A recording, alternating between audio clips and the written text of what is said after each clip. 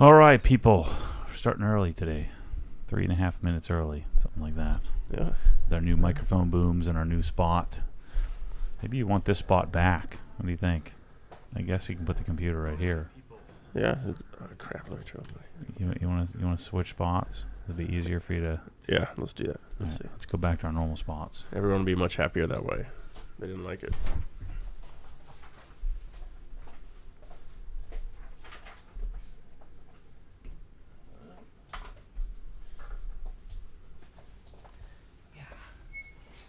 Put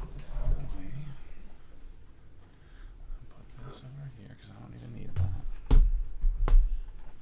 Gotta bring the headphones down. So here's what the headphones look like in Chris's level.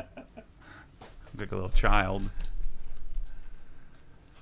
There we go. All right, that's better. I feel more at home over here. Yeah. It's just weird because the mic. I wasn't sure if it would be better to have the computer here, but after sitting my computer there, it actually feels more comfortable, more natural. Yeah, it's good. It's better here. Yeah. All right. So we're here. Here. It's Friday.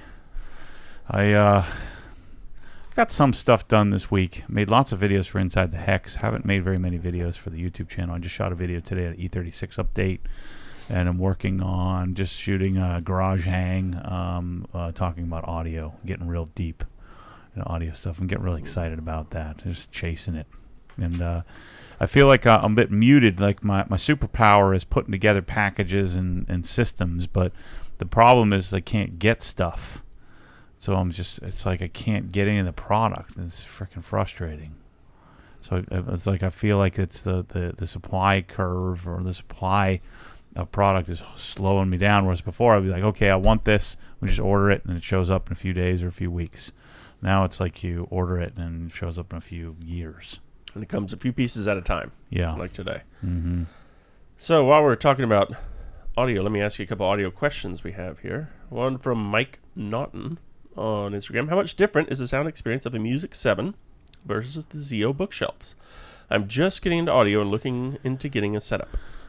We have to spend a little time on a little more time on Zio, and I need to get a node connected to it. It's significant. That's a significant difference, So to get like say, Zio 10s or Zio 20s, if you go to Zio 20s. Versus so does that $2,500 for the pair, or $1,500 for the 10s. So $2,500 pair of speakers versus say a $1,000 little Bluetooth speaker. It's pretty significantly different. I think that there's going to be better solutions. So although I was really gung ho on Zios, and I still like them a lot, I like them as computer speakers a lot.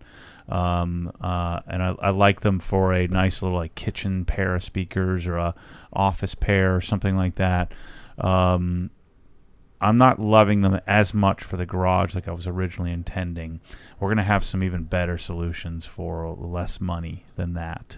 And so stay tuned as I update you. Actually, I'll have a video up this weekend as I dig into this.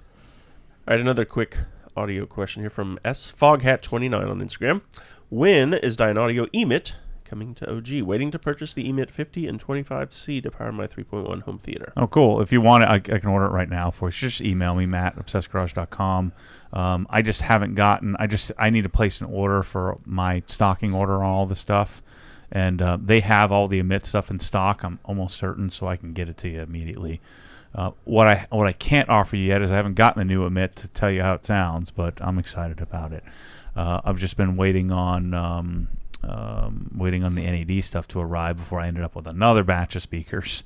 But the hierarchy is going to be PSB Alpha on the entry level. This is for passive speakers. Then Emit, then Evoke is going to be kind of our setup on the passive speakers line, and then we'll have Contour I as and Confidence as special orders if we're doing something more sophisticated.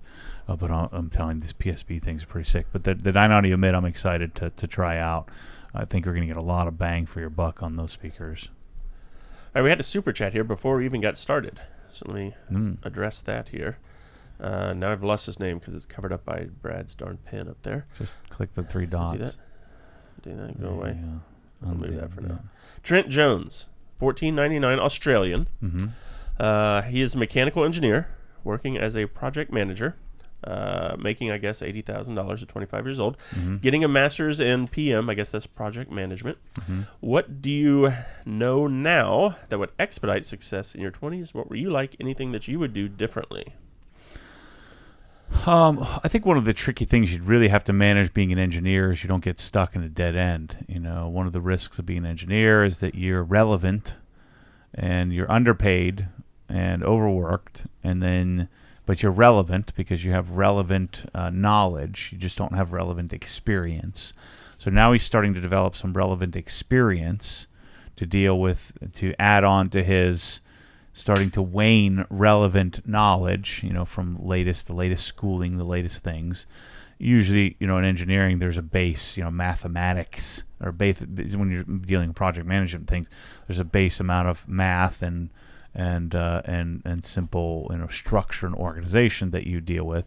So now he's compiling some actual, life experience as well as, work experience that's relevant.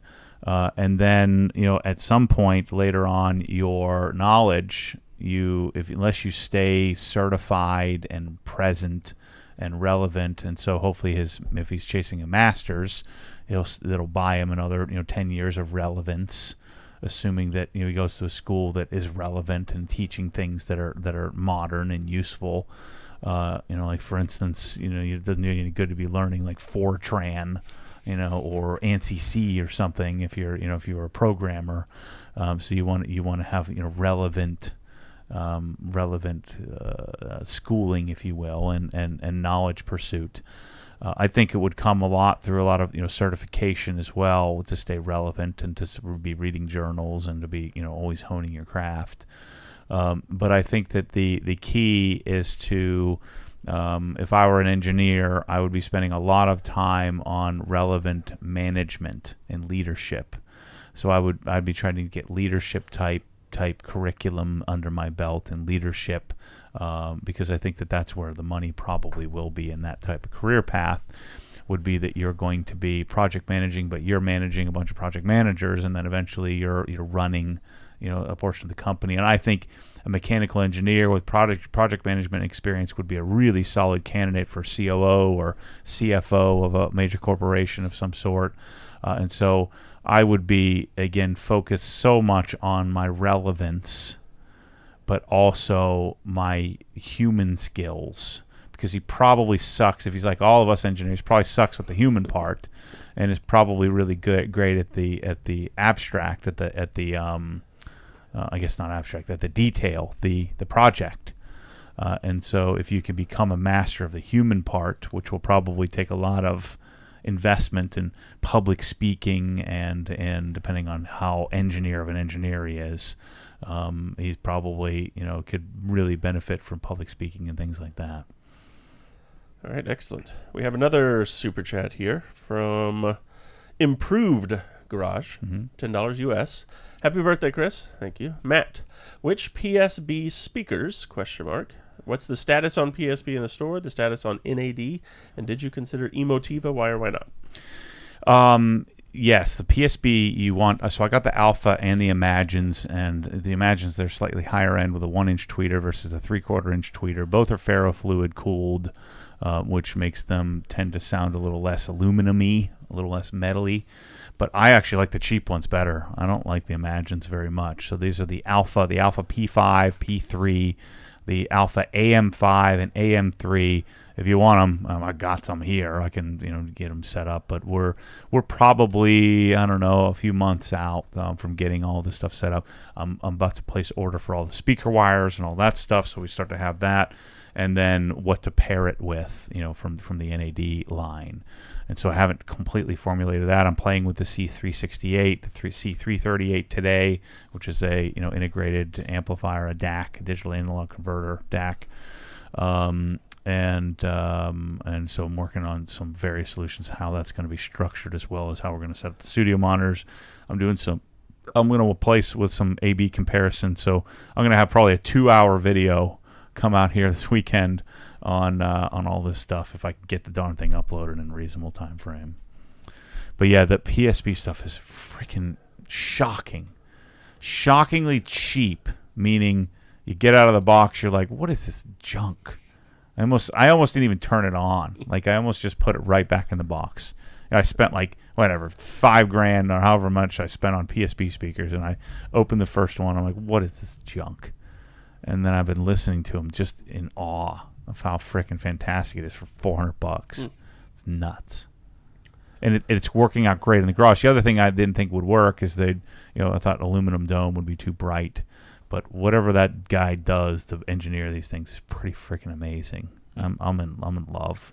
And so it's I was saying in the video earlier, it's like the active pressure washer. The active does the same thing the Krenzl does. Gets you the same output, gets you the same experience. It's not a Krenzl. So you're going to get the same experience of a set of AM5s or P5s for $450. So you're going to get a very similar experience in a AM5 for $600 in comparison to ZO20s for $2,500 from Dynaudio. In fact, some people will probably prefer the AM5 to the ZO20. I'm buying the ZO20 partly out of nostalgia and love and that sound of a Dynaudio speaker, but man. So those would be two pairs of speakers that you would run Bluetooth or maybe hook up a Blue Sound node to it in the future, and you put them side by side. I'm going to do that. Put them side by side, compare, and I'm telling you, it'd be tough for you to stomach spending 5 times as much. All right, speaking of the active, because you mentioned the active pressure washer, we have 5 of them left right now. They will be out of stock after that because they don't have any more right now. Amazon doesn't have any. That's why we sold a ton over the past week. So we have like the last 5 remaining. And then when they do come back, they're going to be higher priced. So if you're on the fence, you've got to be one of the next 5 to get them and grab one now. Yeah, containers are like 5, 10x. So that's going to have to be passed on. Yeah, sad but true. Let's see here. From Nate in the chat. I just got a 2019 E63 S-Wagon with a $10,500 Fancy Pants special order paint. It has 17,000 miles on it. Yep. Is it worth putting PPF on a car that already has 17,000 or more miles on it? Probably not. And you'll have to assess it. How many paint chips does it have? Is every paint chip, there's nothing you can do about it. You're going to have a bubble, a little air bubble there, a little air pocket. So I think you need to keep that in mind as you're considering spending. I bet you probably spent maybe $50,000 on that car or something like that.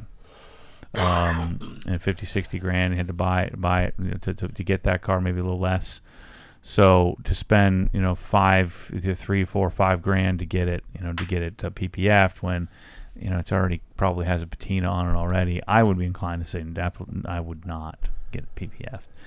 I guess the reason to do it is if you're getting destroyed, if you're in like Michigan and you're driving on the frickin' highway all the time and you're getting destroyed, 6-7 months out of the year, I guess it could make sense. All right, let's see. Big Boss 101 says, I may have missed this, but what do you think about the Audio Engine A2 Plus for computer speakers? Yeah, the A2s are terrible. They're like these they're those little tiny little pea shooters. They look great in photos. I like the A5s a lot, and they don't hold a candle to like the speakers that I have sitting here, the LYD 5s, but they're nice, and we had HD 6s in here, which are okay, but the A2s are junk. I don't like those at all. They're tiny. Like if you really take a look at the picture of what they're like, they're literally like 6 inches tall. Or look at the dimensions. I don't even know they're quite 6 inches tall. They're just not good. But the A5s, if you can swing it, are pretty nice. And if you're getting into A5 territory, hit me up. We should probably do some LYD 5s. The problem with LYD 5s is then you need a bunch of other stuff. You need $1,000, or $500 interface in order to make them work. All right, Andrew wants to know, how is the junior garage designer hunt going? Good. We just hired a guy yesterday. Yeah, he'll be starting January 3rd. So he's graduating from college.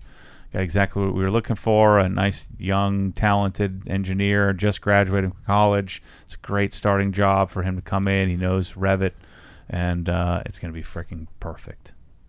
It's funny, people oftentimes, even in like my business owners group, people will get all bent out of shape, like, nobody wants to work.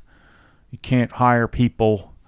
No one wants to work for, you overpay them for what they know, and it's just not the case. If you put it out there, and of course Kyle made the post, he was getting real discouraged because people were like, "Oh, you suck. No one's going to do that. You're not going to find." No, I was looking for a very specific type of person, but you'll never find them unless you put it out there. No one's hiding. This is a Rick Corbin thing, my coach. People aren't hiding. You just have to make sure that you advertise it. So this is another classic example of laziness on my part, is that we posted the job, but I didn't do anything about it. I didn't start talking about it. We got Zippo. We got one application. As soon as you start talking about it and wash and talk, and you really have to work for it, especially in the current environment where people are able to like kind of live for free and get paid to do nothing. Shoot, they're giving college students $200 to get shots, and like there's money just flowing everywhere. Everybody's got more money because they're just handing it out. And so it is a bit more difficult time, but that means you got to work for it. But anybody who's worth any semblance of anything doesn't want anything for free. I make that contention all the time, is that anything you get for free you don't value. You know how much wasted money the stimulus checks probably did? Just blowing money. Just complete. It's probably 90% waste.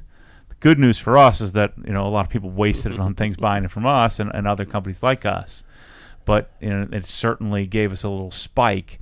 But people probably, whatever they got with that money, they probably don't value very much. So let's say you bought a Krenzel with your $3,000 check. You got 8 kids. And you got all this money, and you bought a Krenzel, you'd probably be more likely to just kick it, than you would if you bought it with money that you worked, 200 hours to get. Just something to think about. I saw the other guy asking about Emotiva. The thing you have to remember about a lot of those direct-to-consumer products is there isn't any margin in it. They're selling direct, so they don't sell through dealers. They're selling on their site directly. Outlaw Audio is another one. There's quite a few of these. Emotiva would be another good example of companies that are selling direct. They're not doing the traditional audio model, which keeps their prices low. But Emotiva in this environment, I don't know. I like them. I've almost bought them in the past, but I would probably say they would also have a hard time supplying me, because I know that they generally do have issues with supply. But they don't generally sell through distribution. They're selling direct, so that's why I didn't choose them. All right, we have a big super chat here. Okay. From Paul Walker in the UK, I guess. It's pound sterling, 100 pounds sterling. Ooh, that's a lot of monies. Honoring the source. I live in the UK and have bought products that you have recommended from UK suppliers. When you get distribution over here, I will be loyal. Keep up the good work, mate. We're going to get it done, at some point. I think that's on our not too distant horizon, is to work through getting distribution in other countries. Thanks, man. Appreciate it. Let's see. You can help this fella sleep at night right here. Henry Collins says, Matt, I knew you'd go for your water. I would never do this, but could we wash our cars with Brake Buster? I know it's alkaline and doesn't have any purple iron remove stuff. Just wondering, because it kept me up at night wondering. Yeah, I'm sure you could. The issue with that would be, dwell time. I mean, your wheels are either powder coated or clear coated. It's the same freaking crap that's on your paint. So you could certainly do it. It's going to be quite a bit more aggressive. I don't think it doesn't foam as well as a normal soap. But you certainly could. It's not a little rougher on your hands and stuff. But I would suggest you stick with the car soap for the paint. Let's see. We got a question from James, and there's a couple folks who asked. I think I saw Jeff ask as well. But if you have a question about something being back in stock or ETA, please email support out of Seth's garage? Because Matt has no idea. I have slightly more of an idea, but they are the most up to date. So. Yeah, I mean they do it all day, every day, and so I've been able to. This is part of the thing of when we talk about narrowing positions. In the beginning, I knew every single thing of everything, every penny in the bank account, every dollar going in and out, every transaction, every product that was here, everything that was inbound or outbound. And then slowly but surely you hire people to come and take that responsibility so that I can take on the next responsibility. Like, for instance, right now I'm chasing audio. And I've got to chase it pretty hard because it's a major investment just to to do the vetting that I like to do. And then who knows, the next thing I'm also chasing curated manufacturing and stuff like that. Yeah. So it is nice because I used to worry about all that and know all that too, but now I'm getting even further and further removed. Mm-hmm. Kind of nice. Let's see. Okay, you answered that one about emoji. Yep. Gotcha. All right, let's see here. I have a question from Subi Dude, and this may come up recently. Hey, Matt, I just recently joined the IDA, International Detailing Association. Any thoughts that you might have on them? As a former member. Yeah, I'm a former member. Yeah, your thing expired. Oh, shoot. I just didn't re-up it. I forgot. Yeah, I think the IDA is good. I think it's a good thing to have. I wish they would make it eventually more difficult and add more continuing education requirements and things like that. Make the tests.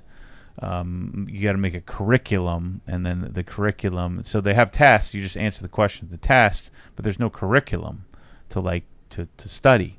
And so I think that their next step should be to have some curriculum. But if I was a detailer, I'd for sure be a member of that. And I still am. I just got to pay the money again. So I think it's good. Thorner89 says, hey, Matt, for fabric seats slightly stained, which chemicals do you recommend? Do you think an extractor is a must-have when cleaning fabric seats? Greetings from Sweden. Yeah, I don't know much about that, but yes, I think you would need an extractor to do a really decent job. I'm sure you could use like a carpet cleaner of some sort, like Griot's Garage carpet cleaner, some Sonax carpet cleaner, and use a a brush of some sort. But I think you really want an extractor, especially if it's stained, because some of that stuff is below the surface. Then all you're going to do is drive it into the surface with a brush. And I know lots of detailers use all-purpose cleaners on fabrics, but I tend to prefer to use a dedicated fabric cleaner. Check out the fabric stuff from Color Lock. You probably have it in Sweden. Color Lock's pretty much everywhere in the in Europe area and Scandinavia as well. All right, which boom arms are these that we're using? They look way better than the traditional style. Would be perfect for my Zoom calls to keep the mic out of my face. Yeah, this is a Yellowtech Mica, and they have several different versions, but you have to buy. And I actually found a company that sells a kit, so you just have to kind of do some Google searching. Yellowtech, Yellowtech ends at TEC, and it's Mica, M-I-K-A. But these are freaking insane. They're so good. And so what you do is you put a bushing, so you have to drill a hole through, and there's a washer on the top and bottom which clamps your desk, and then this pole. This is the shortest pole that they make. They make some taller poles if you wanted to do like monitor arms and stuff on it. So this is designed for professional radio stations. It's really what it's for professional broadcasting. And so you really can only buy it from either from the proaudio.com and some really weird looking sites. But this is the way to go because it gets out of your face. And I've had this plan to do this for how many years now? 3. And I finally got it done where I swapped the old traditional arms for these undermount arms, so the microphone comes up rather than comes down at you, and it's a better way to do it. All right, Henry says thank you, by the way, for answering his question about Breakbuster. He'll finally be able to sleep at night. So that's cool. Christopher Financial Group says, my PF22 started dribbling out of the end more than spraying. Mm-hmm. Is this a fix or replace? Yeah, you need the filter. So you need to change the filter, which is, there's plenty of videos, like MTM has a bunch of them, where you pop the black thing off and you put the new filter in. But that's guaranteed. That's what it is. All right, super chat here, $5 from Improved Garage. Any progress on additional Pressall labels? I want an excuse to buy more bottles. Not yet, but it's on Bryce's short list for sure. So and we've got some adhesive changes to make, and probably trying some different companies as well making them. But yeah, it's on Bryce's short list to work on. All right, let's see. We have another super chat, $9.99. Man, they're super chatting away today. From D. Brines one. Hey Matt, what are your thoughts on a smart home ecosystem using Apple's HomeKit and using HomePods in the garage as an audio solution and controller for smart garage devices? I don't like smart anything. Smart to me is stupid. Smart is like white trash fancy, the epitome of white trash fancy. It's solving problems that we don't have and don't need a solution for. And the HomePods don't sound very good. I mean, that's very much it's like buying it goes in the same category as buying a instead of buying a Miele vacuum, you buy what are those frickin' robot things that drive around? Roomba? Yeah, like get out of here. It doesn't frickin' work. It works like 30%. And so I just don't think I'm an Apple super fan, but this whole idea of I need to control, you can really only do a couple of things. You can buy things online, which you can do frickin' 2 seconds by getting your computer out. Hey Alexa, order me some toilet paper. I mean, why do I need to do that? They're just gonna send me the wrong toilet paper. And so the other thing is your lights. Get up off your fat rear end and turn them off. Turn them on and turn them off. You need to yell at the lady and then she doesn't do it right. Freaking stupid. And so those are like the only two things you can do. Hey Alexa, turn my lights to purple. I want to look extra trashy today. You don't need your lights to be freaking purple, stupid. You don't want the freaking light behind your TV and all that crap. That's nonsense. So what you do when you're 22 and you painted the accent wall in your bedroom red, and you can see the white behind it because you didn't have enough money to buy or you didn't have enough smarts to buy 2 gallons. So you only bought 1. And you're trying to stretch the roller thin, you're pushing the roller real hard, you know what I'm saying? And then you don't know how to edge, and so you're freaking you taped everything, but the tape line isn't straight, and so you don't know how to cut in on your little 3-inch baseboard, and that's where Amazon Alexa and Apple HomePods and all that stuff come in. So yes, it's simple, yes, it's easy, but it sounds mediocre at best. That's where if you want simple and easy, you can go to some high-end solution that's dumbed down, which is like Dynaudio Music. It's the same thing as I don't have a Ryobi pressure washer in the store because they don't make anything any good. And plus, I probably wouldn't be able to buy it anyway, even if they did. But the same thing with audio is with anything, that there's a white trash fancy way to do it, and there's a decent, inexpensive way to do it, and the white trash fancy is too much money for what you're getting out of it. So yeah, I would suggest not doing that, and you don't need this weird interconnectivity of nothing. This is my recommendation. And now it was only a matter of time. You just ordered toilet paper on like 7 people's. Dennis chimed in the chat, said he just ordered toilet paper. Jacob said his echoes are losing their mind. Why does anybody want that? It's so stupid. You got this box stuck on the ground to do nothing. Hey Alexa, what's the weather going to be? Who freaking cares? I guess if you need to know you're going to wear a jacket or something, why don't you just go stick your finger out the door? It's like a solution to a problem that doesn't exist. It's dumb. All right, we have a super chat here from Bring Your Wood Screws. It may have been covered, but do you have a rinseless wheel/tire cleaning solution? Something that cleans barrels, my darn Brimbos. No. Unless you want to rip the paint off of it. You got to get in there and you got to scrubberoo with a brush. That's where the Incredibrush and the Easy Detail brush come in. So yeah, no, there's nothing. That doesn't work. I know, Auto Fanatic was working on that, hoping to get something to be touchless, but there's just not really a such thing. What you need is a dry ice machine. So there you go. We have a few left in stock. Rephrased says, hey, Matt mentioned wanting to go from 3,000K light bulbs to 35K in his house. If he had to pick one, which would it be? Well, it depends on your house, and I'm learning that the grays and whites. So in my last house, it was the sort of farmhouse feel, and so we had like a black countertop or like a graphite countertop, and we had, the brick back area. So the slightly yellower finish, when I went to 3500, it was a little too modern. Now my current house, I did all 3,000. I didn't buy 3,500 to compare, and it's just a little too yellow.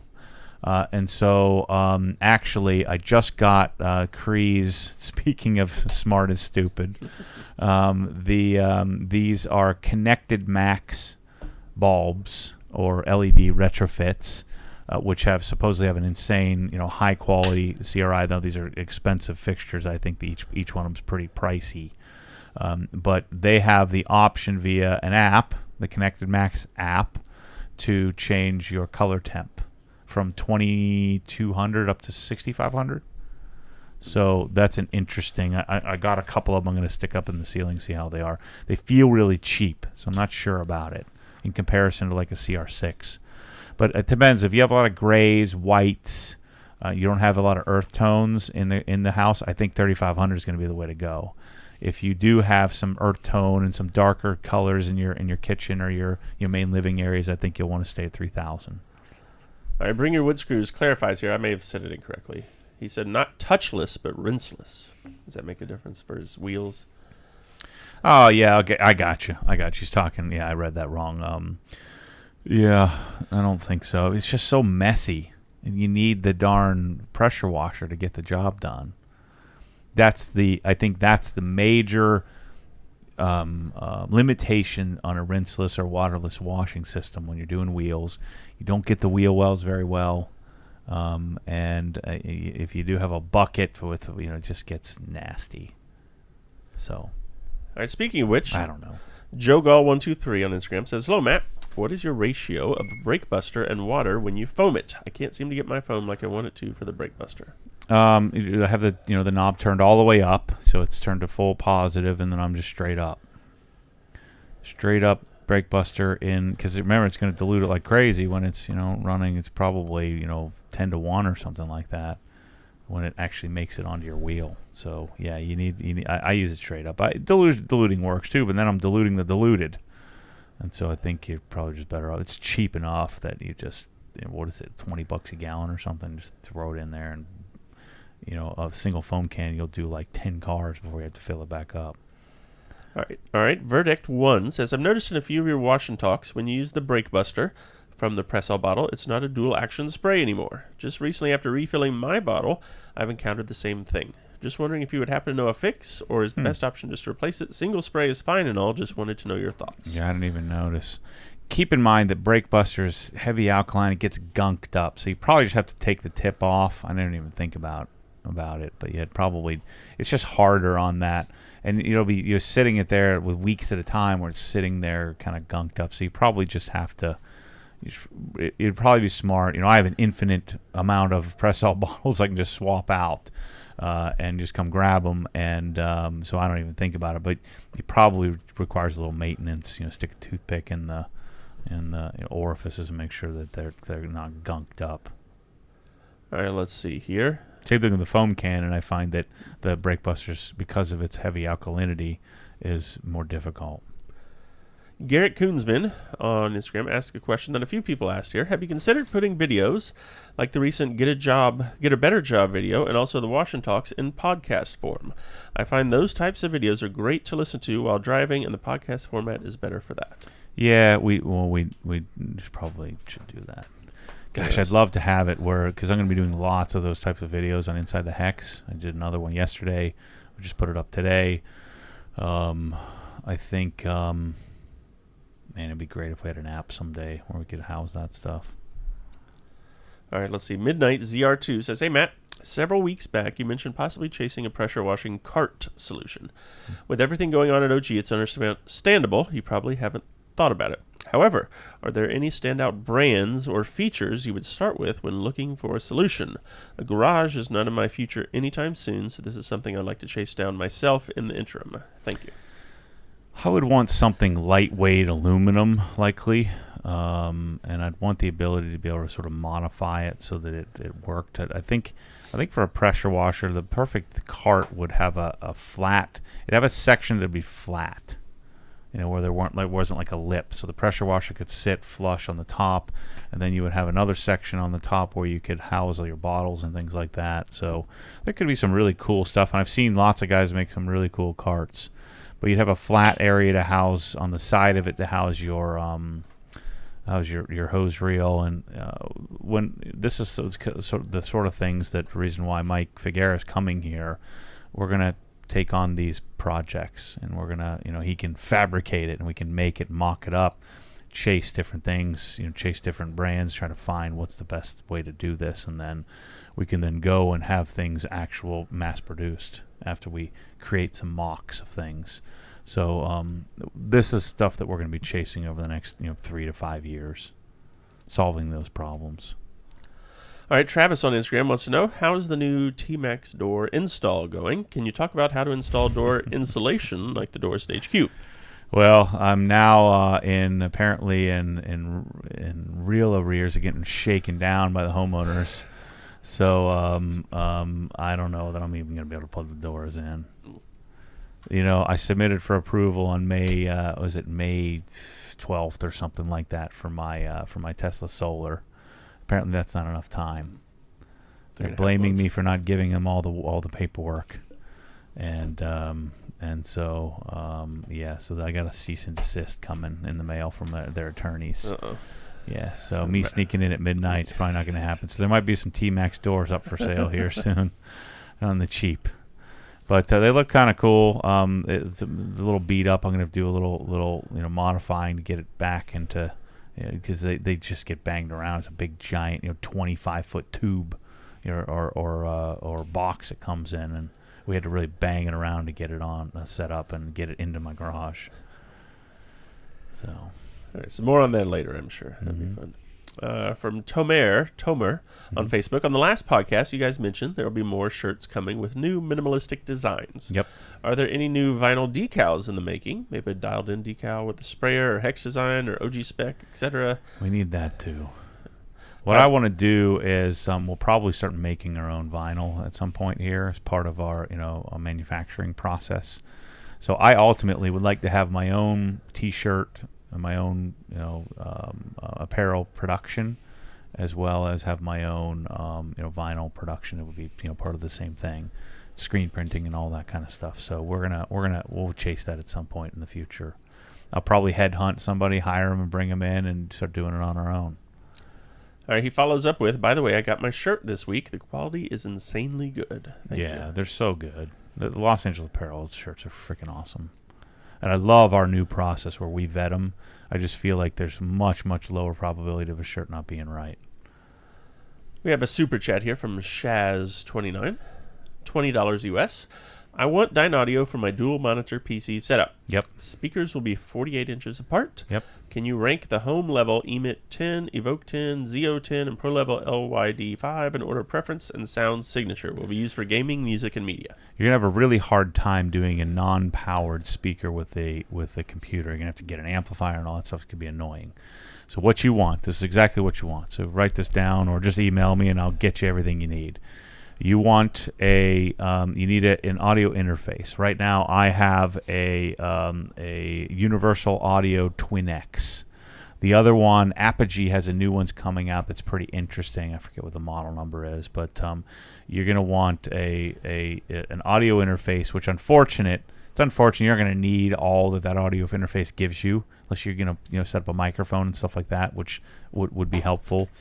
But you're going to want a Universal Audio Twin X.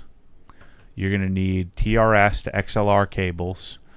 Those TRS to XLR cables are going to go down and connect to a Dynaudio sub. You want a sub 9S for your computer, which is the Dynaudio sub. I think it's $1,200.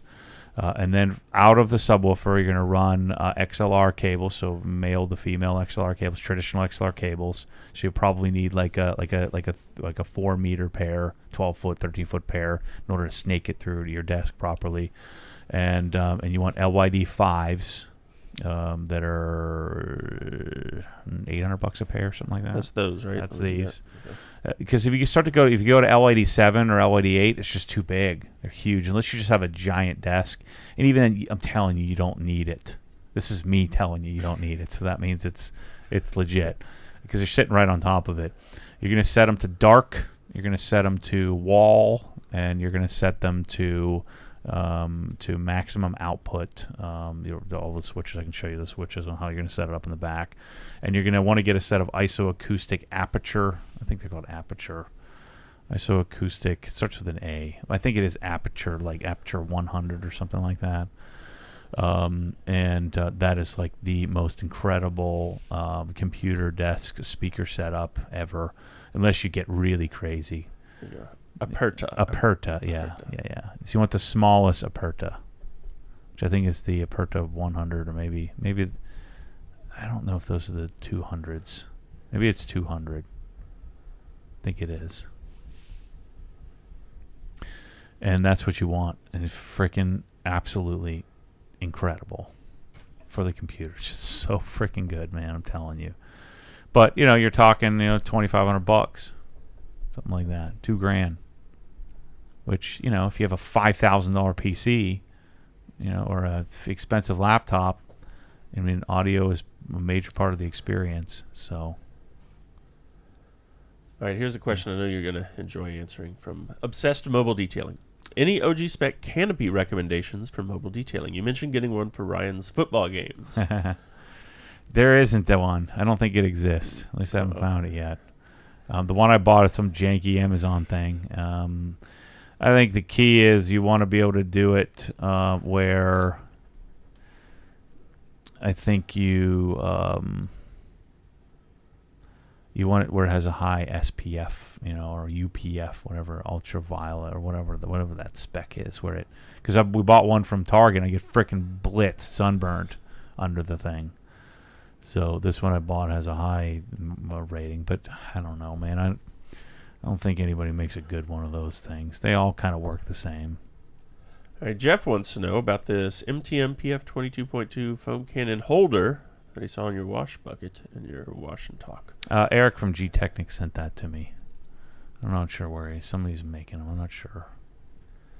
All right, let's see. Shaz says, thanks for your recommendation on the whole audio setup. Will I be able to buy the Universal Audio Twin X through OG? Not yet. I'm hoping that Apogee is better. The Twin X is just so robust and sophisticated. It's just like we don't need that much. So I would, I'd say, I'm going to order one of the Apogees, but no, you get it from Sweetwater. I don't know if we're going to carry that. I don't know if they'd allow us to. But and if your budget's a little low, that you can just skip the sub for now. You don't need the sub. The sub is awesome. Sub is something you want to add. But you just go TRS right out of the Twin X, because the Twin X is the frickin' $1,000. That's where what is that Apogee? I think it's Apogee Duo. It's called. And it's not out yet. It comes out like any day. Apogee Duet. It's a tiny little box. Yeah, the Duet 3 is $600. It stinks because these are for like recording instruments and things like that, which we clearly don't need.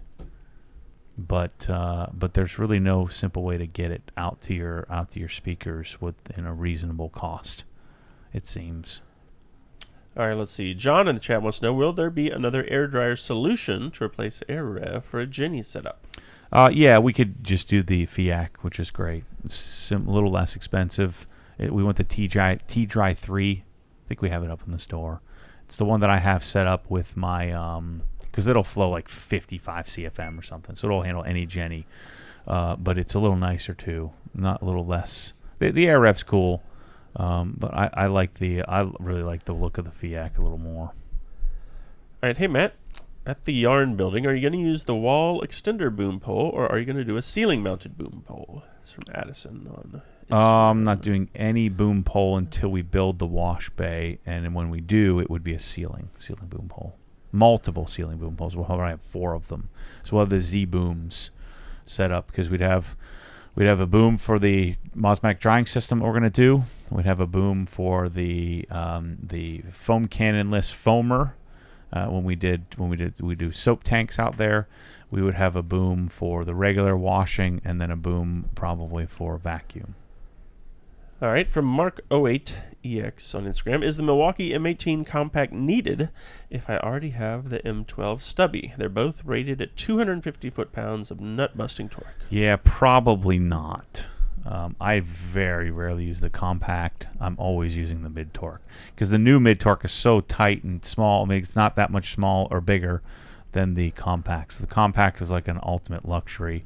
So I think it is better to have the M12 little stubby, and then have my wagers, if you put torque meter on, it's probably the compact probably has more torque, but I doubt you're going to notice much of a difference. All right, Robert on Instagram says, I noticed in a past video you used Rubbermaid fast track system for your bikes and miscellaneous in the back of your wash bay. Yep. Did you like the system? I have some Sonic cabinets, but looking for a wall mount system for a ladder and a few garden tools. Yeah, the Rubbermaid fast track is really nice. I like that. I think it's one of the best systems, other than doing like something like slat wall or something like that. But yeah, it's still my favorite way to do it because you can choose and make it really minimal. It doesn't have to take up a whole wall if you don't want it to. All right, Champagne Chugger says, hey guys, hope you're having a great summer. Thank you. Matt, do you think the P21S soap polish, followed by Dr. Measley's metal coat, will help keep an outdoor stainless grill looking new? Yes, I think definitely. I just been emailing back and forth. It's so funny. And I met this guy. I'm pretty sure I know who it is. It's like there's like one guy, the P21S importer. I think it comes from Germany. Yeah, and so I've met him 5 times and tried to convince him every time. He has no idea who I am. He looks at me like, even though I've introduced myself to him 5 times at every trade show, and every single time he drives me back to, you got to buy it from a distributor. I said, I'm trying to explain to him. And you saw the emails I'm sending back to him. Like, listen, I'm like half the size of Auto Geek, and we're 2-3 years in.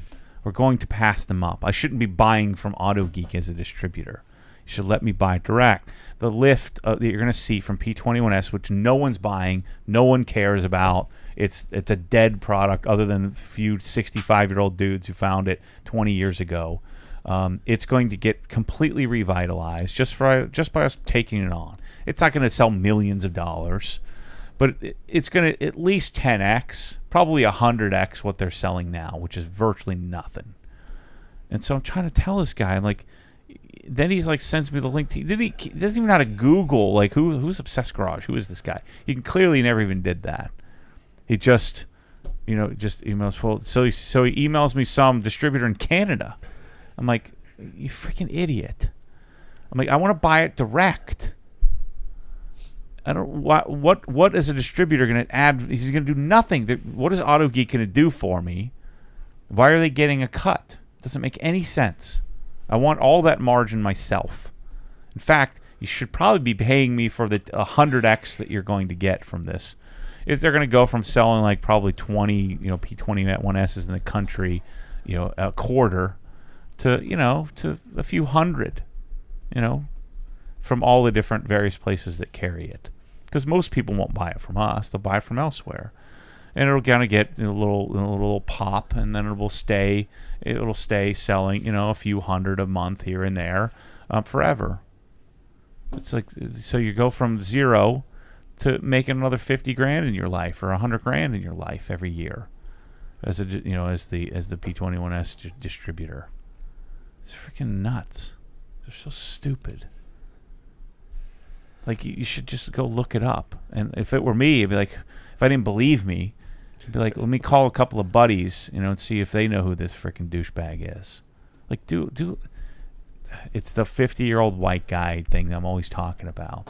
Don't be a 50-year-old white guy that sits around and just complains, and it's one of those things that, like, you just take what you get, and you're happy with what you got, and you can't. You're so grizzled and cranky, you can't see when an opportunity is literally drop kicking you right in the throat. Freaking stupid. Yeah, so P21S is probably 50 years old. That's why. And they sell what they sell, and that's all they get, which is nothing. And they have some products that are really cool. Being, polishing soap is something like nothing else that exists. It's cool. Some guy from the old I think this guy died, but he was a big detail enthusiast, kind of like me early on, the early on days when I was doing my journals, and he turned me on to that. That and Sonex Full Effect, which I ended up hating. All right. Mr. Oh, and Chemical Guy Citrus Wash, which has become the Decon soap. I have to credit the source there. All right, let's see. From Mr. Jerome B. on Instagram. He wants to know if he can get a rant on dishwashers. I feel as though you have strong feelings about these and their usefulness or uselessness. What is he talking about? Dishwashers. How do you feel about dishwashers? It's funny. I hate that frickin' thing. So Michelle puts stuff in there and it disappears, and I don't like emptying it because I just wash the dishes in the sink. And so we have a brand new Cove, which is made by Wolf Sub-Zero, fancy dishwasher, and Michelle loads it up and then leaves the stuff in there for infinity. It's like the place that I'm like, where are all my freaking water bottles? They just disappear one by one. Well, they're all in the dishwasher. I hate that thing. I just wash them in the sink. So you're not a big fan of the dishwasher. Well, if you're like a germaphobe, you kind of need a dishwasher because it's going to sanitize, right? And you're not doing scrop by just spritzing around some water. But I think those germs are good. Keeps you healthy. Go out and eat some dirt. Strengthens your immune system. Yeah, don't be a freaking sissy. Go out and roll around the dirt a little bit. Get dirty. Hang around some other people. Take your freaking face diaper and take it off once in a while. Get your immune system going. That's how life works. Instead of worrying about freaking your dishes. I like them clean. I don't like any leftover junk on them. But when you're using this sponge, which is a bacteria cesspool, just moving it around, which is what I do. So yes, the dishwasher is superior, and yes, you would think with all of my neuroses that I would be a germaphobe as well, but I'm not. Partly, that's probably because I was a janitor for the first 5 years of my working life, cleaning up poo. Like, people would just poo. They'd just take a dump right next to the toilet, like on the floor. Like, why would you do that? And at least a dozen times, I can remember it, 25 years ago doing that. Like, I'm 16 years old. I'd like wrap paper towels around my arm, and I'd just go in and just pick up a steaming pile off the freaking off the floor. Or they'd like spray the side of it. Now that makes more sense, It makes more sense if you're spraying the side. But it'd be like, I think it would be like maybe some teenager just trying to mess with me or something, just taking a dump right next to the toilet, right on the ground. Or maybe it was a kid who just couldn't quite make it there or something. I don't know. But it's happened at least a dozen times. Some of the atrocities I've seen. Oh, and then dealing with so we would clean the poo, we'd clean the bathrooms, and then after you're done with the bathrooms, then you'd go outside and deal with the trash. And you've seen some real atrocities. And then after that, you go clean the duck crap off the beach. This was my job. It was terrible. Yeah, that was the life of a maintenance worker. And then we would have to clean the pool, and you'd see some stuff in the pool floating in the pool. Yeah. So that's why I don't know how I got on this tangent with a dishwasher, but that's probably why I'm not a germaphobe. There you have it. Oh, man. Speaking of water bottles, someone was asking about these. They noticed we finally got our OG bottles in. You're correct. Yeah, it's cool. In the store, $11.99.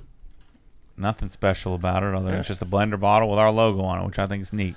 Yeah, it's pretty sweet. Yeah, so you need to get one or 10. I was the first customer. I bought mine. Good to go. Speaking of water, has Matt got his hydro tap set up, and is he liking it? So yes, we're using it. It's okay, but I won't be raving about it. I'll make a video on it here in the next week or so. It's okay. It's cool, but it's freaking $6,000. And I guarantee you thing's going to break, So it's there's a lot going on with that thing. So I would be much more gung-ho about it if I hadn't gotten the Kinetico system figured out, the Kinetico water softening system. And so the water coming out of the tap is delicious. So having this additional filtration is not a big selling point to me at this point. And you don't use the boiling or the... yeah, I mean, Michelle's been using the water. boiling. So the boiling's great because what you do is you put the boiling water in for you're making mac and cheese, and you go throw it on the stove, and it boils in like 10 seconds. And so it saves the time there. Or if you're making ramen or something, just throw it in there. But I don't do any of that, so I don't really care. But I do like the sparkling water. The problem with the sparkling is I've been adjusting it like crazy, and it spurts out, which I don't frickin' like. But it's cool. It's cool, but I'm not sold on. You're not an advocate for it. I don't think I would do it in my next house. All right, let's see here. I had a question. Here we go from Jeff Silva in the chat. Can you recommend mounting method to float Sabre cabinets into metal studs? I have found 1/4-inch self-tapping sheet metal screws. That's Thought about 2x8 idea. support at the floor for paint can height.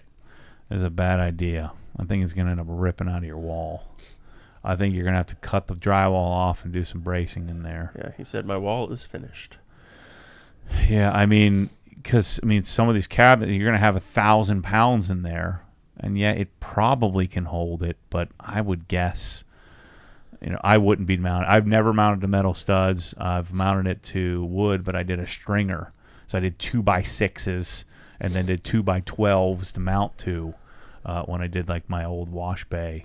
I don't think the metal studs are going to support that. I think your walls are going to start sagging, and then eventually cabinets are going to start ripping out of the wall. So if I were you, I'd cut that drywall out, and I'd put some wood in the walls and build yourself a little frame. So I'd come up, say, wherever the hole was going to be, I'd build that little metal. I'd support the metal frame down to the, because usually your metal studs are nailed or fixed to a baseboard or a, what do you call it at the bottom? Not the headboard, but not the header, the footer. So the footer is usually like a pressure treated piece of 2x4 or 2x6, usually 2x4 with metal studs. And what you could do is you could fix and attach your 2x4s, run them up 40 inches, and then build yourself a little framework. That way I would feel a lot more confident. But I think the uppers you'd be okay doing the metal studs, and I think you'd want to use toggle bolts. So you'd use whatever 3/8, are they 3/8 toggles? You don't need anything huge, but you want toggles that go, a toggle that makes a little V. You push it in and it opens up and then grabs the back side. So I think for the uppers you'd want toggles, but on the bottom, minimum you'd want toggles. But again, I think it's going to end up ripping the wall out in half. You're going to have a problem. All right, lots of chatter here about the steaming piles of poo. That's good. Didn't expect to cry laughing today. That was hilarious. Thanks, Ben Pack. Lots of talk about you not washing your hands. Alligator Window Tent says that guy would spray like that. Was just trying to not have to use toilet paper so he wouldn't have to wash his We had hands. those guys at Merrill Lynch too. Like, what is wrong with you? You need to change your diet. You should have some. This should be sinkers, man. You shouldn't have these freaking these explosions. There was, he'll remain nameless. There was an OG employee this past week who Bryce and I were having a conversation in my office, and you could hear what was going on. It was bad news. Subway. He's not allowed to eat Subway anymore. This particular employee. They're bad things. Oh boy! I mean, it all happens to all of us once in a while, but some people you just got to change your diet. If that's what's going down, if you're spraying the entire walls, you got to figure something out. You got to mix in a salad. And maybe get rid of the salad and eat some freaking meat, and get rid of the Taco Bell. Speaking of which, did you see the today's thumbnail? There we go. Oh. Why is it? What is that? I don't get it. There's a giant, I guess, Cobb salad. I'm not familiar with salads. I don't like salad. In the picture, there's a background that says, there's a picture in the background that says, "I love meat." What did I say about meat? I don't know. Did I say something? It's pretty good though. Yeah. All right. Neil is wondering how many people are going to puke listening to Matt rant about taking a dump on the floor. Eric Miller says... I'm not lying about this either. And I can vividly, my 15-year-old self remember wrapping toilet paper around my arms and putting on these big gloves. I don't know, or not toilet paper, paper towels. I don't know why I was wrapping around my arms. And remember he's saying, I'm going in. And everybody laughing their face off. And I went in and I had to show everybody, of course. Right. And then after the 17th time, it's just like you just go and do it. You just barehand it. Just go. I would wash my hands after that. Oh, man. Yeah, grabbing the maggot bags of trash and you just barehand it, whatever. Let's see. Oh, C-Mac has a good idea for if Michelle loses your water bottles. For every water bottle that disappears, a piece of her china gets punched. I don't know if she was listening last week, and I was saying I don't think so. I was gonna get rid of one plate at a time, just slowly smash it. We'll see. Let's see. Tony Ayala says, "Good afternoon. I've epoxied my floor and now want to remove it. Oh shoot! Sorry, man. Is there a stripper that perhaps can get this off, and possibly I can finish by pressure washing it off?" No. You're gonna have to frickin' diamond grind that. That's the problem. This is why warranties are useless on this kind of stuff. You have to get the sander, diamond grinding. It's like it has little diamond blades on it, and you got to frickin' destroy your entire house because all that fine little dust gets everywhere. So hopefully you can get one with a vacuum attachment. But even then, the vacuum starts dispelling this frickin' death dust everywhere. You got to get goggles and frickin' respirator and all kinds of stuff to get that crap off. It's a nightmare. And then we have a good suggestion from Xantonin. Says, "I would leave the epoxy and throw Swiss Tracks over it. The epoxy would be nice under it to make it clean up easier." That's your best bet. That's what I did because I'm like, and it was going to cost me like another $3 a square foot to have the guy come and grind the thing all week and ruin everything. It's it's worse than dealing with drywall. Yeah, that's what we did next door. The Swiss Tracks over the epoxy. Mm-hmm. All right, Mr. Snell says, "Matt, I know you're like me and a 911 guy, but my wife is looking at a Panamera E-Hybrid or a CT5V Blackwing." It'd be a CTSV, probably, unless the... Which do you prefer? I think the Blackwing will hold value much better. What is a CT? Maybe it is a CT. I don't know what that is. It's a CT5. I want to look that up for me. Maybe he's got something new. I thought he was saying that CTSV. Oh, CT5V. What the heck is that? It's this. Is that like an electric Cadillac? 2022. Ooh, $125,000. I don't know what the heck that is.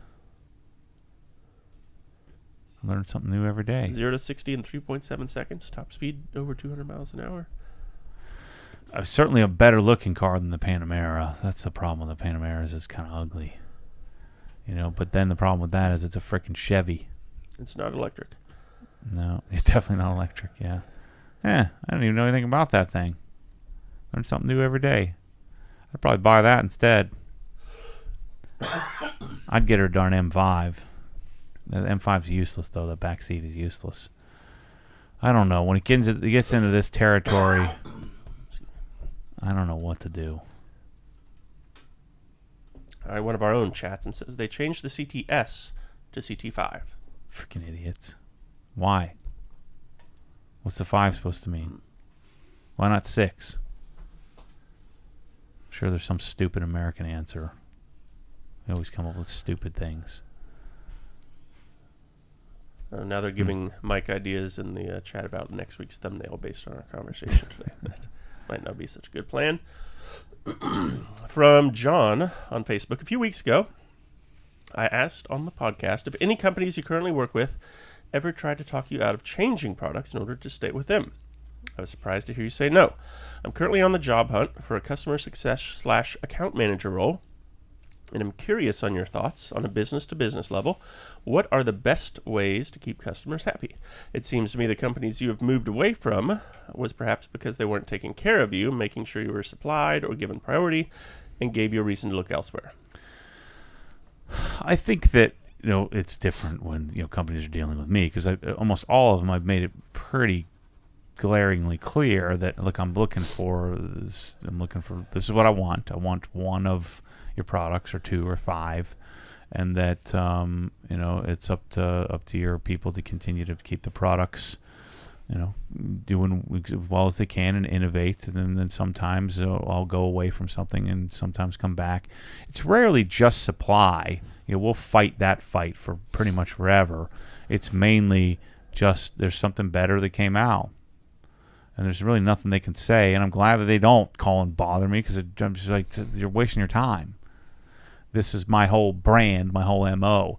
But I do think that the vast majority of other, companies or customers can be, convinced if they don't care as much about something specifically. I care too much about this specific stuff, so it'd be hard to sway me. It's not possible to sway me. And they could come to me and say, well, let's say there was a brand new pressure washer that was insane, and it's just better than the Krenzel in every way, and there's nothing Krenzel could do. And they say, well, we'll pay you double. I said, well, then I've got to tell everybody they're paying me double. That's why I stayed. So I don't think that's happened yet. I know it hasn't happened yet to me on anything. So from a your people perspective, I think you just be authentic. If you teach your people how to talk to customers and how to talk about relationship, not that we're in a transaction, that your customers will treat your people better, and then you back up your people as much as they need you to, and you tell your people to not be like you. I explicitly tell everybody, do not treat people the way I treat them. Treat them like you do, which is way better. That's why I hired you. You're way nicer than me. Lewis and Jeff and Tommy and Kyle, be you. Don't be me. Because I need you to insulate me, because I'm going to tell people to get frickin' bent. And that's not good. I'll tell them on the podcast, but not directly. And so I'll drive the behavior. You just take care of everybody and say yes to everybody. Unless they're trying to screw us. All right, Cooper Scooper on Instagram. That's Cooper with a C. Hey guys, do you have any tips or suggestions on polishing out some very fine scratches from a gauge cluster? It's a 2016 Audi S3, and the clear plastic has visible scratches when the sun hits it from the right angle. I don't know, man. I've never had any success. The only time I've ever messed with it, I've always ruined it and made it 10 times worse. So I'm sure it could be done. Lots of companies have these plastic polishes, but I find them not to work. I don't know. Talking trash about our immune system, Chris is going to get me whatever death he's got going on here. This is what my toddler gave me. Did you take yourself a COVID test? I did. I'm good. Oh, crap. All right, let's see. Oh, Mr. Hutch chimes in and says that the Blackwing is the last V8 they'll ever make. Interesting. Which means they're basically dead then. So. That's their only thing. It's the only thing they got. Interesting. The last mechanic gearbox from GM, according to D. Weberist, too. I don't know. All right, let's see. We have a super chat here from... another one just popped up. I'll get to that one first. Cotilli YouTube, $10. I'm amazed how quiet the Krenzela Large Quadro is that I bought from you. I guess as a result of the housing on it. Gladly surprised. You should let people know. Nice. Yeah, so the Quadro, we don't stock them, but we do special order them when we need to. The Quadro, there's the 399, 499, 599. I think you got the 599 TSTG.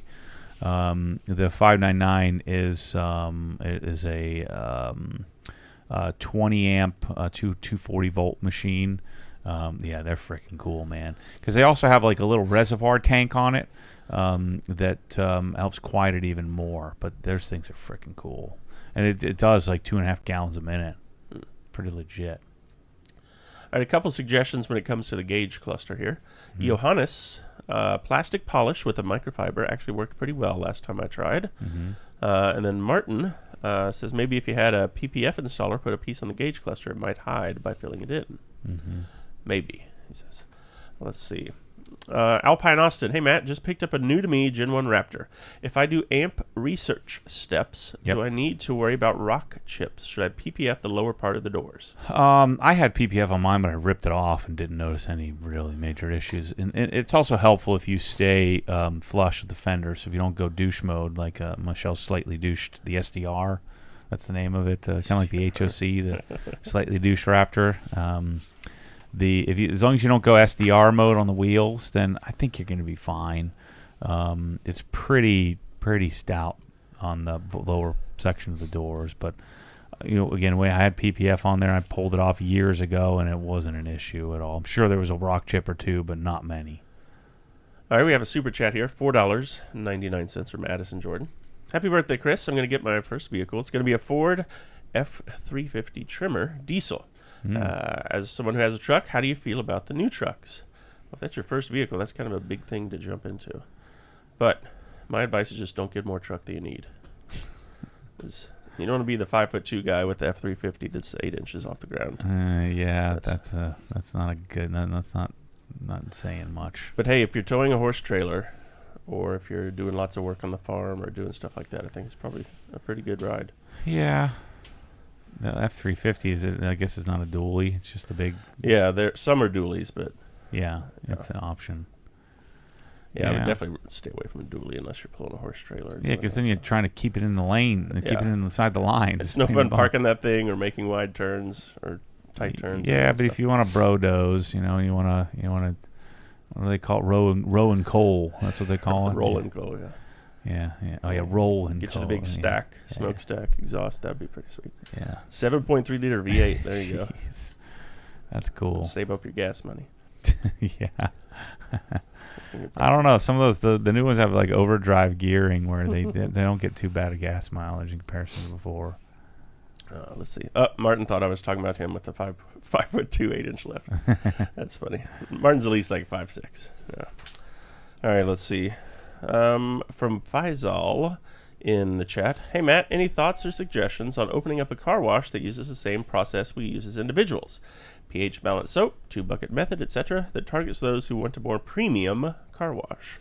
Yeah, you could do that, and you could make some money doing it. But that's like you're gonna make $100,000 working really freaking hard. But it could be something really cool because I think you'd be capped at what people would be willing to spend. A couple $100 maybe. But if it's a couple $100 and you're sort of limiting your clientele. And you're not going to have as an enjoyable experience because most cars aren't going to be protected well.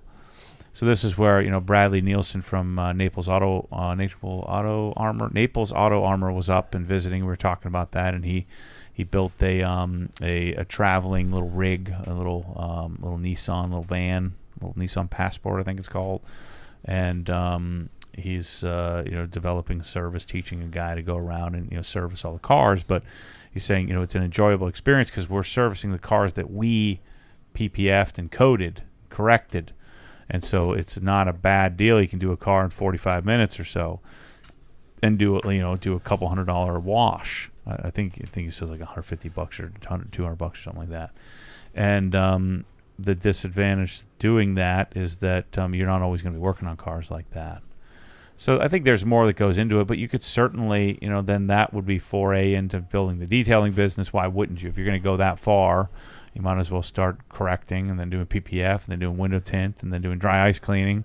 And you might as well, piggyback all the services on and keep it consistent. And then you could have a couple $1 million, business. All right, let's see. Our buddy Yoshi chimes in on the poop chat here.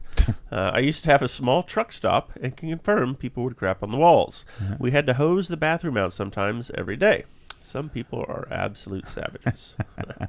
Yeah, if you had a truck stop, that's the best thing you do is get tile, seal it, make sure you seal the grout, and you just go in there with like a hot seat, boiler, pressure washer, a heated pressure washer. Just go out there and melt it down, nuke it down. Make sure you do everything in like vinyl, like don't do metal, like the metal, whatever those stalls, and just go in there and just freaking nuke it. Just light it up. Yep. Oh man, all that from a dishwasher. That's good stuff. All right, where are all the questions? We don't have any more questions today, but our friend Brian Deal did chime in the chat. He reminded me, I've forgotten this briefly. Today's also my 3-year work anniversary here at OG. I've been here 3 years now. Yeah. It's my 40th birthday. Time flies. I was just as insensitive then about it, saying, "Dude, get your freaking butt in here." You weren't even here that day either. You were somewhere. You were like in Atlanta or something. Yeah, that's good. All right, Neil White says, "Hey Matt, any plans on selling OG coffee mugs? Would love to buy 1 or 10." I probably can't. As adamant as I am against coffee. This might be as far down the caffeine. Tchotchke road as we go. I don't know. Yeah, it's probably the extent. I need to get into tchotchkes because the money is good. I hate that. Good money. I hate that term. What does that even mean? All money's good. When you say good money, what does that mean? To me, it would mean $1 billion. That's good money. $1 trillion. Yeah. That's one of the things that bothers me when they talk about the richest man in the world. It's freaking nonsense. They talk about, Elon Musk just became the richest man in the world, and then it's what's his face, the Amazon guy, Bezos. No, they're the richest men you know about, and you don't even know how much money they have. So there's probably a half a dozen trillionaires in the world. It's freaking stupid. Stop saying richest man. How would you know? Like that whole net worth thing. You just Google what's Ryan Reynolds' net worth. How in the world would they have any clue? He could have blown every penny of it or saved every penny of it. How would you know? What's Jay Leno's net worth? How would they have no idea? Not even a general concept. It's freaking stupid. How did I get on that topic? I don't even know. Good money. Good money. I said good money. Yeah. You make good money. You make a lot of profit on tchotchkes, on junk. Although we don't make any profit on these because we wanted the blender bottle, not some knockoff crap. And so everybody's like, well, I can make this for you. But it's not the one I want. Well, it's the same thing. Sunjoe's the same thing as an active. No, it's not. It's different. It's different. This is true. And you don't drink coffee and you don't use coffee mugs, but you have like 1 billion of these at your house. Yeah, I've got at least a dozen of them. Yeah. All right, let's see. M. Garcia 24 says, "What's up, Matt? Any suggestions on chemicals to use to clean up toolboxes and give them a deep shine?" Yeah, I mean, I do the same process that you would do with your car. It's either powder coated or it's clear coated or it's skinned. A lot of them are like a steel with a skin on them if it's a less expensive one. But I think, I think I would use the same like N914 on it to clean it up periodically, and then I'd probably wax it. I'd probably do like Power Lock Colonite on it. I've done that before to my toolbox. So that's what I think I do. And then you just clean it like normal. Clean it with your N914, your waterless wash solution, and a microfiber towel. Clean it up when you need to. That's the way to go. Occasionally you could use eraser on it if you had some greasy fingerprints on it. So I use eraser often on my Sonic stuff. I haven't waxed the Sonic stuff, but I've waxed my Craftsman in the past and things like that. All right, Morgan Butler told me happy birthday, even though I didn't read his question earlier, so I found his question. Here's why I didn't read it, Morgan. There's too many dang letters and numbers, but I'm going to attempt to read it now. Okay. It's an audio question. Yep. Here we go. RSL CG3/CG23. I don't know what that is. All right, good. That's a good start. With RSL Speedwoofer versus SVS Prime / sealed or ported sub versus Klipsch RPE 600M bookshelf speakers with a matching sub. Yeah, none of the above. Trying to upgrade my living room from a soundbar. First setup. Yeah, no. If I don't know what RSL is, we're not off to a good start there. So that sounds like some internet speaker. SVS Primes are not good. They're really not good at all. I like how they look, but I bought some Primes. They're real bright. It's just not good. Klipsch is fun. So Klipsch, out of those three, I would probably choose Klipsch, but not knowing anything about RSL. Right, there's RSL. Yeah, that's a Chinese import type. You can usually tell. So I'd say no to that. Klipsch. I would highly consider PSB if I were you. In that realm, I'm a real huge fan, and I would have never liked them before. All right, so there you go, Morgan. Hope you're happy now. What product do you use to clean stainless steel? Something quick and easy. I use the it starts with a W. Oh, that you get at Lowe's or whatever. Yeah, it's freaking terrible, just like all of them. I've tried a bunch of stuff. Everybody says to use Barkeepers. Wyman. Yeah. That stuff. WEIMANN. Or just one N. Yeah, just one M, one N. Yeah, I use Barkeeper's Friend like on the sink and stuff. It works really well. Yeah. I don't know. That's what I use. And just freaking rub on it for a half an hour. And you come back. It looks perfect. Come back an hour later and it streaks. It drives me nuts. All right. Oh, yeah. And he says, i.e. kitchen sink. Yeah. Barkeeper's Friend rephrased. Yoshi, $19.99. Super chat. Nearly forgot, but I was a little disappointed when the term downward death spiral wasn't used in the Get Her Better Job video. That's OG. That's death spiral. I mean, back in Brian Orr days, talking about death spirals. That was a. You know, I get on these term. Well, how do you say it? Kick. Yeah, thank you. Yeah, term kicks, where I say a term, and the death spiral was one of the terms that I was really. There was no downward on, I don't think, but I was just say death spiral. Yeah, yeah. I think I like the how reasoning out. I like reasoning out things. I don't have the frickin' answer to anything, except for what speakers to buy, what pressure washer to get. Nobody has the answers, but you know, you gotta like man up and grow some balls and just share what you're thinking, even if you don't know what the heck you're thinking. And so, one of my few talents is to sit in front of a camera and just keep speaking about something with words that tend to work together. So I think death spiral is going to have to come back. It's good. It's a good term. All right. Well, thanks, Get Yoshi. a freaking better job. Stop your complaining about I don't have enough time. I don't have enough money. I can't go where I want to go. I'm not like you. Get a better job. I'm sticking to it. Go watch that video on the channel, and then you won't cry yourself to sleep every time I say it. All right, Yoshi, $20 well spent there. Lewis says, he emailed me actually, Lewis here at OG. FYI, this may be podcast worthy. I think he's correct here. We have exactly 6 K1322s left in stock per Trent. Now, we'll be taking orders for all this stuff, and the 1322s won't be too far behind. We already have an idea that it should be here in end of September. Yeah. But we'll still be taking orders for stuff. You just lock your place down the line. It's smart to do that because then all the people who locked their place in line got it first.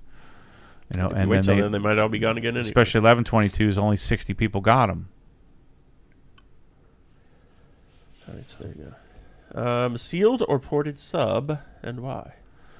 It just depends on the sub and how it's tuned. I mean, ported is way easier, you know, and so I think ported for home theater, and if you're speaking generalities, and sealed for, you know, listening to music. You know, sealed will tend to be a little tighter, quicker, but that's not always the case. You know, sometimes, you know, you have some crazy ported subs that do well musically as well. So generally speaking, a ported sub is going to do a better job for less money, less amplification. All right, Mike wants to know, did you clean and lube your brake calipers on the Model 3? No. What does that mean? I don't know, but he asked it twice. I figured it might make sense. Definitely not. Right. No. Cody is refurbishing an 80 series Land Cruiser. Uh-huh. Do you know of any miracle products out there to eliminate subsurface contaminants that appear embedded in the paint after decon, clay, compound, and polish? I mean, did he do on the decon? Did he do iron remover? I'm assuming he did. If he knew those words. No, I mean, if it's below the surface of the clear coat, you're pretty much screwed. I mean, if they didn't come out polishing, then I don't know, man. I don't think there's much you can do. You can wet sand it, maybe like 3,000 grit wet sand. But I mean, that's doing the same thing, just a different way to get to polishing. All right, let's see our friend Jeff out in Oregon, our Nike buddy. FY, what are you wearing today? You got Neither one of us is wearing Nike. Sorry, Jeff. Reebok Nano 10s or whatever. Mm-hmm. Oh yeah, Reeboks, both of us. Sorry, Jeff. Size 14, 322 Oak Street. You know what? 11 and a half, yeah. He says he's on vacation and yet still tuning in. Dedication. I'm glad we are back in the right sitting order. Lots of people are going to be happy about that. All right. Oh, and Mike clarifies his question about the Tesla brakes. It is a part of the yearly recommended service as brakes are not used very much. Yeah. I don't think you need to do any of that crap. It's like when you do like the 12,000 mile service is $832 on a Porsche. All they do is change the spark plugs. You can do it for $100. I'm all for it. You know, what they do inspecting this and possibly lubricating that. They don't do anything. Just sit back there, twiddle their thumbs, change the spark plugs, change the oil, and charge you $1,000. It's freaking stupid. You don't need any of that crap. Just read the manual and tell you what you need to do, which is nothing. So yeah, I'm not doing any of that. All right, this is from Josh in the chat. In one of the older Comet pressure washer videos, Matt talked about doing an install video in an employee's garage. Is this still a possibility? I don't know. Yeah, maybe. I think it was going to be I got so many videos to make, so much to do, so little energy. All right. Not enough energy to do it all. A very long short list. To fighting the darn homeowners, wasting too much energy doing that. All right. Get the heck out of there. Chris O'Grady. Fittingly, he says he is from Ireland. Hi from Ireland, guys. Mm. Is the FTW still the best towel to remove drying aid, or have you found anything better? I like to have the FTW and the gauntlet, so having one of each. So the gauntlet is the first wipe, and then the FTW is the follow-up wipe. So that's my favorite combo. There you go. All right, so that's all the questions we got from today. Appreciate you guys all tuning in. We'll be back next week. Next week is Friday before Labor Day weekend. I don't know what that means. What does that mean? What does that mean to me? It's the first weekend of college football season. It means I get to pay everybody money for not coming in. On Monday, we're all coming just to sit in the parking lot and not work. We're gonna do. Yeah, I don't have holidays, or weekends, or nights, or mornings. Just do whatever's necessary. It's kind of a good place to be. We'll see you guys next week. All right, thank you for all the questions. Friday before Labor Day, whatever that frickin' means. Get a better job. See ya. Oh, this is my office. I get to stay here. You get out of here. Normally I just wander out of here and have nowhere to go.